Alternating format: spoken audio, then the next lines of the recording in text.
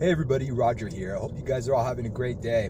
I'm making this video today in support of Michelle Malkin. Now she's being chastised and bullied by Conservative Inc. among, everybody else. But the reason why she's being chastised are a number of reasons. Number one, I think it's because she's in support of Nick Fuentes' ability, his God-given right, his American right, to be and say and believe whatever he wants.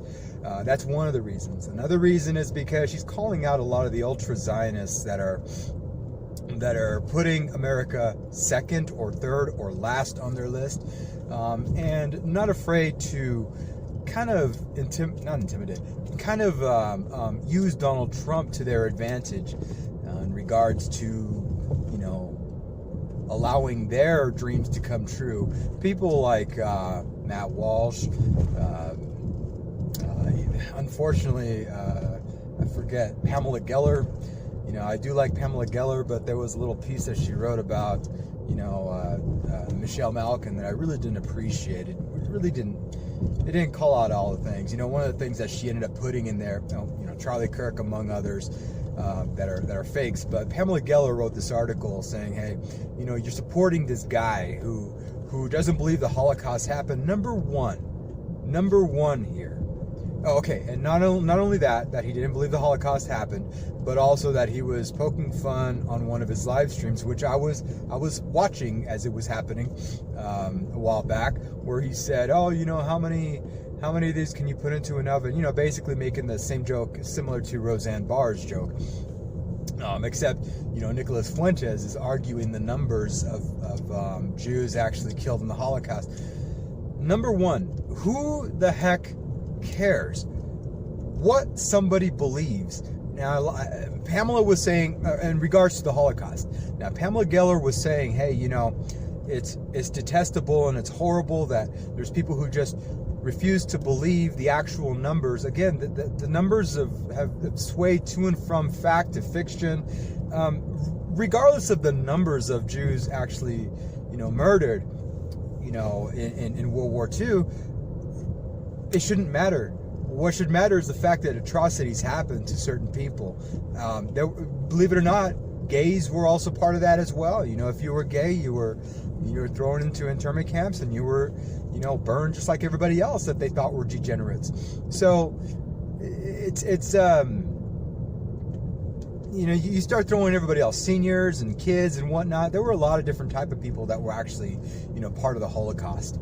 So it really doesn't matter to me. I really don't understand why it's supposed to be against the law. Like, I believe Florida now has it against the law that you can't say slanderous things about the Jewish background or whatever. I'm like, this is too fucked up. I mean, you just can't. Again, sorry about the cuss words, but you can't start making laws to protect a class of people without there being issues, because then you're gonna have to start saying, oh, well, we have to add this person on, we have to add that person on. I'm sorry, not this person. We have to add that group and this malign group, this misaligned group and whatnot. You're gonna have to start adding all of these addendums to what you're initially trying to accomplish here. It makes no sense. Everybody should be able to believe what they want about any historical event, whether it's the amount of people that were killed or not. They should be able to believe what they want. It doesn't matter if it comes from Nick Fuentes or Michelle Malkin or Pamela Geller or Matt Walsh or Ben Shapiro or whoever. Whoever you want to frickin' worship, it doesn't matter. At the end of the day, it comes down to the individual doing their due diligence and their own research. This is why I don't really give a shit about this whole election interference crap either. Side note here, because this is not talking about Michelle Malkin, but who cares if anybody is meddling in the election? Again, it's the individual that's going to have their mind made up. If they want to vote for somebody or not based off of how stupid or how smart they are. It doesn't matter. It's your right. Again, this is where I differ between myself and Vincent James. I do believe that, I think he brought up in one of his videos that, I do believe there should be an aptitude test where only certain people of a certain aptitude should be able to vote in our elections. And I'm like, no, if you're born to America, regardless if you're stupid or smart, you should be able to vote for whoever and however you want. So what you're saying is just because you're smarter, you know what's best for everybody, you're already starting to create a class system here that makes absolutely no fucking sense. Again, sorry for the cuss word. But Vincent James and that ideology there, that thought that he has, that dream that he has about that, is just moronic. You know, he's a smart guy, but some of the things that he brings about, where he wants to go back to the 50s on quite a bit of things, it's kind of borderline racist in my opinion. I mean, if there's anything that you want to say that is kind of borderline racist, I would assume some of his things are. Now, I appreciate him for all of his studies that he's able to put forward, because then I'm able to look at the actual documentation and the research websites for them, and I appreciate that, because I'm not one to say, oh, you know, Mexicans and black people, we don't commit a lot of crimes. Yes, we do. You know, statistically we do, and we have to make ourselves aware about all these things. Now, after that stupid ass tirade, I'm sorry about that. Let's get back to Michelle Malkin. So Pamela Geller didn't like the fact that she was defending Nick Fuentes. A lot of people don't like the fact that she's defending Nick Fuentes. Well, she's not defending Nick Fuentes per se. She's defending his right to be and say and act who and how and what he wants to be, because he is an American. That's why. That's totally America first. Now, let's push that thing aside. Enough said about her defending Nick Fuentes. I defend Nick Fuentes as well. I don't agree with everything he has to say. I've heard him say some things about gays that I don't like, but I mean, who cares? There's a lot of things that he stands for that still actually put all of Americans as a whole first. And that's what I back him up on. I also, you know, I will back him up to say whatever the hell he wants to say, whether it's going to be, you know, degrading me or praising me as the man that I am, as a gay person, or a man who is gay, an American who is gay. But the other thing that she brings up quite a bit, and is something that I admire her for, it's something I've read a couple of her books already in regards to this. She understands that Donald Trump is not, while Donald Trump is a great president, he's pretty good, there are a lot of things that he's fucking up on. Again, excuse the language. I'm trying to cut it out, and I'll apologize every time it happens. But he is bringing a lot of jobs here. Again, keep in mind, the word job is not the same as career. But the type of jobs he's bringing, yeah, there's a lot of manufacturing jobs, a lot of different jobs that he's bringing to the table. You know, retail jobs, whatnot. The one thing that he's lacking on, and it's going to be detrimental to our future, I can tell you this because I am in this field and I had been a victim of exactly what's going on here.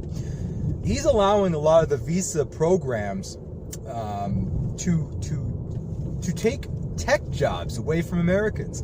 Now, Michelle Malkin called this out. She has a tweet that was pinned for about a week and a half on her Twitter, where she was saying, you know, I'm just going to have I'm going to make this major tweet here. It's going to talk about all the tech jobs that have been, that Americans have lost to people in the H-1B visa and various visa programs, all of 2019 alone.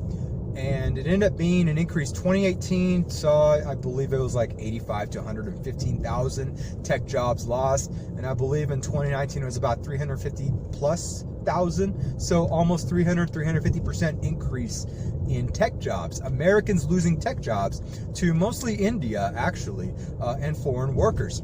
Now, what do I think about this? Number one, I was a victim of this quite a while back in my first job, and it was not a good feeling. I ended up having to I was a web developer at the time. I was the lead developer of this company. I moved up in the company and I made probably about almost 24 different websites, had documentation for how to take care of all of them, among other things.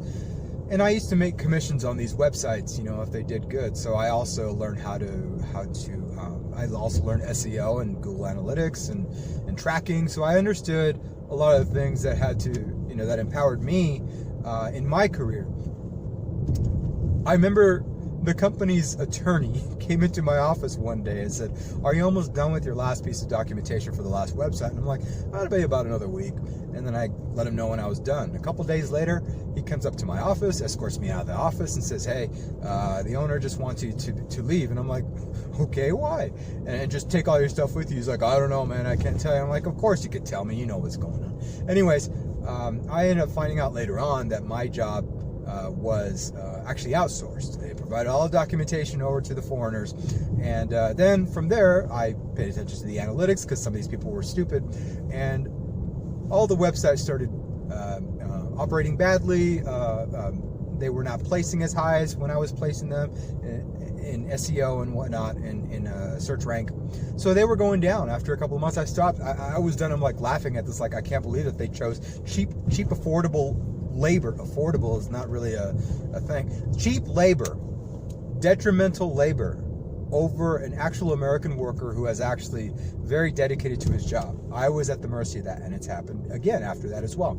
Now, I bring those up because some of the security issues here are that a lot of our technology is going to start going into the hands of these foreigners. They're going to know a lot of the things that, you know, the things that we do as American tech workers. You know, a lot of our secrets, and I was not even with that big of a company at that time, but think of the bigger companies. I believe Comcast just laid off quite a bit of people and said, not laid off, but I mean, they forced their employees to train their replacements. Thousands of them. It's an epidemic. It's an epidemic. Let me stop the car here really quick because I'm almost home.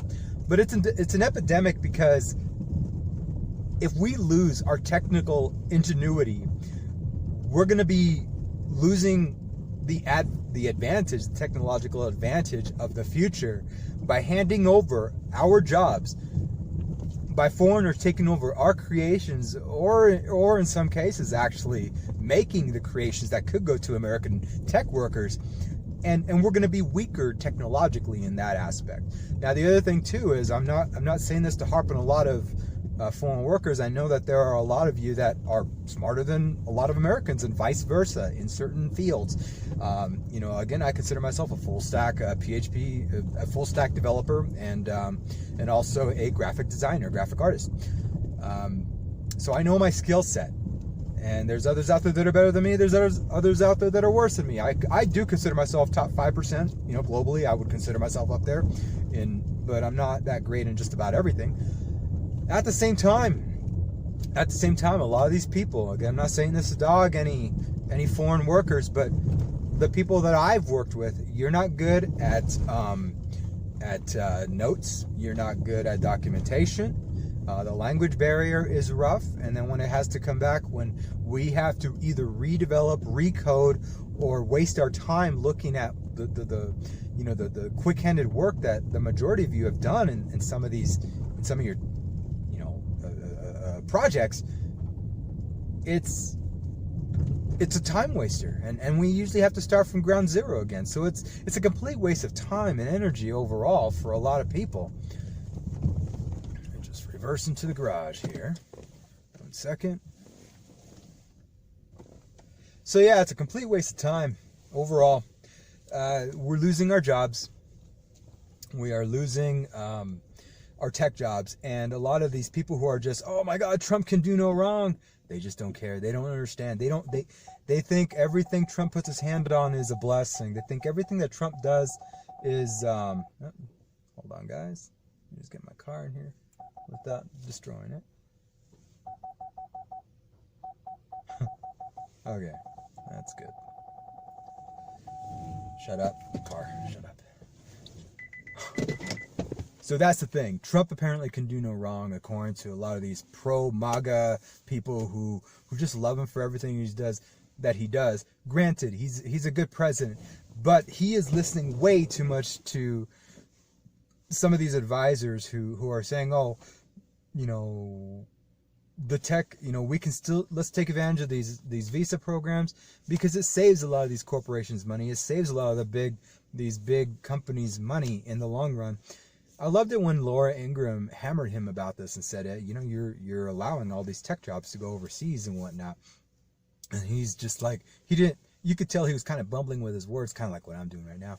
But the thing is, that's not America first, Trump. If there's something that you have to understand is that we are losing our jobs here, and we, as tech workers, we are losing our jobs. The competition is not where it should be. If we are opening the doors, and you're saying that there's some people, there's some foreign tech workers, you know, who do want American jobs, and we should bring them in. No, there's a lot of hungry tech workers as well that want these jobs, and you're causing their income or even negotiated salary to be decreased, because the employer would just look at them and say, hey, you know, why should I hire you when I can hire somebody like twice as cheap? And that's the thing. A lot of these people are a lot cheaper than American workers. So that's the competition that we have. You know, it's similar to a lot of people in lower end jobs, you know, unskilled jobs, I should say, where, you know, like if they were in a fast food restaurant, they would have to, that's their competition is illegal immigration. Now they're actually flooding in here illegally, taking away our jobs, you know, in the tech field, and causing our wages to go down as well. So, I mean, I love that, Michelle. If I would encourage you guys at least to read the book Sold Out by Michelle Malkin. That would be a great starter, because again, this is Trump's weak point. He is allowing our technical expertise as Americans to be abused by the visa programs, especially the H-1B visa. So, and also, among other things. I think it's degrading to American tech workers as a whole. I've been a victim of it myself, and I think that he needs to be, this should be something in the debate as well. You know, I'm not sure where Biden really stands. You can't get a coherent sentence out of him to get an idea of where he would be with the H-1B visa program, but I'm pretty sure from what I remember, him and Obama were all, you know, they were a big part of where it is today. That is being abused by all these corporations and companies. So anyways, those are my thoughts about this. What are your guys' thoughts? Have you thought about this, especially those who are 100% in support of Trump? Do you think, or have you even considered this fact that our tech workers are being thrown to the curb? And everybody says, oh, Americans don't want to do these jobs. What are they going to say next? That Americans don't want to be attorneys, that Americans don't want to be doctors, that Americans don't want to be lawyers and business owners here? Again, they say that all the time. I look closely at the tech field because I'm in it. Trump has basically said, oh, you know, these aren't his words, but his actions speak this way. Oh, you know, some Americans, you know, if Americans don't want this work, you know, foreign workers can come in and take these jobs. No, we want this work. A lot of us are just being pushed aside in favor of cheaper labor. Sometimes they don't even have to pay taxes for these people. There's a lot of benefits that businesses have to hire foreign visa workers. It's sad, it's ridiculous, it's anti-American, it's not America first. Neither are those hokey fakes, Ivanka Trump or you know, Jared Kushner and you know, all these conservative vinks like Charlie Kirk and Ben Shapiro and all these phonies. They are not America first, and they are not true conservatives. A lot of them hated Trump in advance, you know, before he was even president. But now that they're able to, you know, get people in there that he can't even control half the time, and they can convince them to do the stupidest things and put other places over America first. You got to open your eyes. You know, yes, he's who I'm going to vote for in this election, but we got to call him out on this shit and just, again, excuse me for the language, but we got to call him out on this crap. Otherwise, this is going to be, the tech field is going to be the same as unskilled fields have been for the last, you know, 20, 30 years, where illegals, not even this time illegals, these are legal people coming in, taking the jobs from hardworking Americans who actually should be getting them first from American companies. Those are my thoughts. What are your thoughts about it? Have you considered it? Do you even know about this issue? Like, hate, subscribe, unsubscribe, share, don't share. I do love it all. Peace out.